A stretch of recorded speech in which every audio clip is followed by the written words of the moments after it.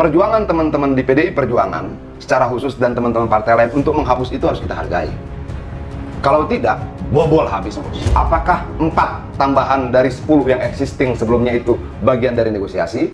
Bismillah, assalamualaikum guys. Berjumpa lagi di channel Jurnal Terupdate.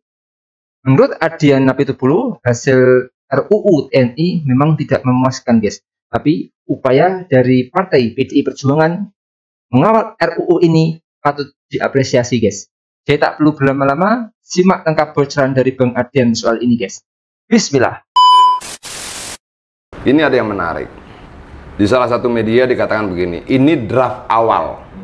Draft awal kalau tidak salah, gue tidak tahu ya. Tapi kalau tidak salah mungkin dari balik awal-awalnya itu. Kalimatnya bagaimana?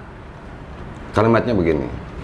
Prajurit aktif dapat menduduki jabatan pada kantor yang membidangi koordinator bidang politik dan keamanan negara dan bla bla bla bla. Oke.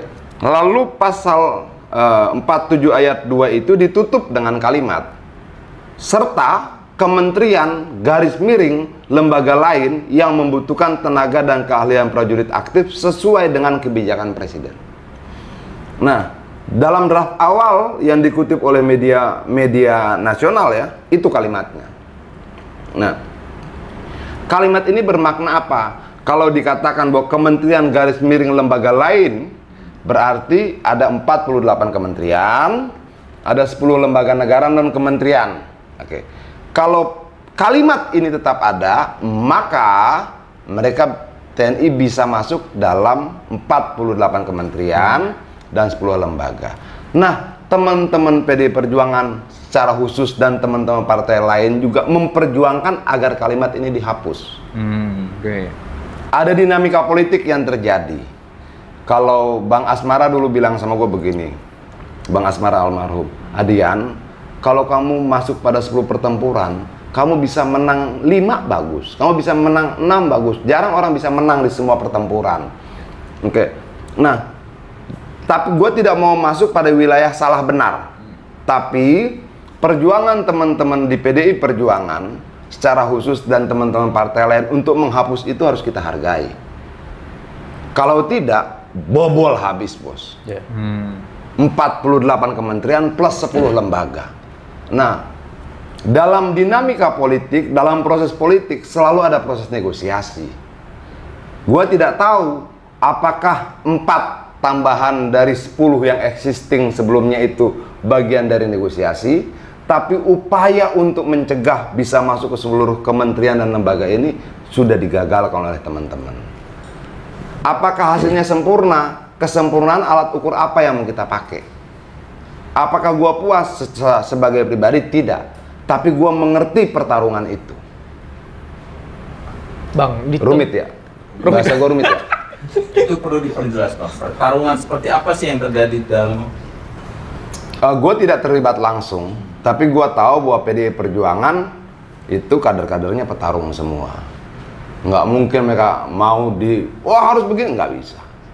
Itu loh. Bahwa kemudian mereka berhasil menyelamatkan bangsa ini dengan menghilangkan kalimat itu, walaupun mungkin ada tambahan 4 kementerian lembaga lain yang tidak kita anggap wah kurang nih gitu loh. Tapi gue menghargai bahwa mereka sanggup mencegah ini. Kita juga kayak kemarin kan Bang yang Bulog kan pada akhirnya dimutasi sebagai staf sus Panglima. Tapi ternyata itu staf sus Panglima untuk penugasan di Bulog. Direktur utama Bulog. Ya makanya kalau sorry Bang, sedikit lagi Bang. Kayaknya ada watak Bang sebelum pemerintahan sekarang jadi berdiri, rezim sebelumnya dalam hal ini Pak Jokowi yang diplesetkan anekdotnya Mulyono suka nabrak-nabrak emang Bang ya, dan bikin rambu-rambu sendiri. Cemana menurut Abang? Yang cemana yang mana? Yang Mulyononya apa yang mana? Ya kan kemarin rame penolakan. Aktif bos, tiba-tiba di Bulog. Berubah kebijakan. Oh enggak. Mundur dia itu mundur. Ternyata dimutasi. Mutasi sebagai staf sus Panglima. Ternyata staf sus Panglima untuk penugasan Bulog. Nah, ini tadi menarik nih pernyataan senior gua di partai, Bang TB Hasanuddin. Dia hari ini mengeluarkan pernyataan dan bagi gua keren. Itu dia meminta agar seluruh TNI aktif yang ditempatkan dalam berbagai posisi sipil yang menurut, kalau tidak salah Selamat Ginting apa ya, kalau tidak salah itu ada 4.000-an something, kalau menurut imparsial sekitar 2.569 orang, itu segera diberhentikan atau ditarik ke kesatuan. Gitu. Nah, artinya bahwa gua ngelihat dalam konteks itu rangkaian proses ini belum berhenti. Gitu loh. Nah, tapi detail bagaimana komunikasi, bagaimana pembicaraan di antara mereka dan sebagainya, gue kagak ngerti. Tapi setelah ini diketok kemarin, hari ini Bang TB bilang ribuan itu harus diberhentikan atau kembali ke kesatuan, gitu loh. Oh, berarti belum kelar dong nih, gitu loh. Apa sih kekhawatiran apa gitu kalau bisa TNI bisa menjabat di jabatan sipil dan bisa masuk ke ruang sipil? Karena kan kalau menurut melihat survei sekarang itu TNI itu kan selalu di atas kekuasaannya terhadap. Kalau abang kan mungkin dari sini anggapan melihat kakek-kakek yang di pada zaman dulu, tapi kalau saya milenial tidak merasakan itu. Nah, apa sih kekhawatiran? Kalau siapa sih yang mengajar apa yang berteori, bukan mengajarkan, yang berteori tentang pembagian dan pemisahan kekuasaan, gitu. Nah, menempatkan polisi sebagai aparatur keamanan dan menempatkan tentara sebagai aparatur pertahanan itu bagian dari pemisahan agar tidak tumpang tindih. Oke. Kalau lu TNI, lu sebagai ujung tombak pertahanan kita. Senjata lu berbeda dengan polisi yang bertugas menjaga keamanan. Ya. Menjaga keamanan, ribut antar kampung, tetangga berisik, dan sebagainya, itu nggak butuh panser. Tapi lu butuh. Nggak butuh pesawat tempur, tapi lu butuh. Oke? Dengan demikian, maka tidak boleh dicampur adukan. Dulu Orde Baru membuat polisi dan tentara itu berada di sebuah tempat yang sama, namanya Angkatan Bersenjata Republik Indonesia. Gitu loh. Sekarang dipisah TNI Polri. Oke? Nah, dengan pemahaman bahwa TNI itu tugasnya pertahanan dan kita tahu betul bahwa Indonesia yang kaya raya gemah ripah loh jinawi ini selalu menggiurkan buat siapapun menguasai dengan berbagai macam cara, maka gua berharap kita punya tentara yang kuat. Tentara yang kuat itu dalam konteks pertahanan. Pesawatnya keren, hebat, modern, senjatanya keren, hebat, modern, akurat dan sebagainya, termasuk kemampuan tempur prajuritnya. Gitu loh. Nah, karena gue pernah di Komisi 1 dulu, kita pernah berhitung misalnya jumlah peluru, kita hitung jumlah minyak pelumas buat senjata dan sebagainya, termasuk kesejahteraan prajurit. Nah, menurut gua itu penting, gitu loh. Kita tidak bisa kemudian minta tentara kita bertempur fokus pada pertempuran, sementara dia tidak tahu apakah rumah tempat istri anaknya tinggal bocor atau tidak, banjir atau tidak. Artinya negara perlu pastikan lu bertempur ya, keluarga lu clear, aman, dapat makanan terbaik, rumah terbaik, tempat tinggal terbaik, pakaian terbaik dan sebagainya. Dia bertempurnya keren, bos.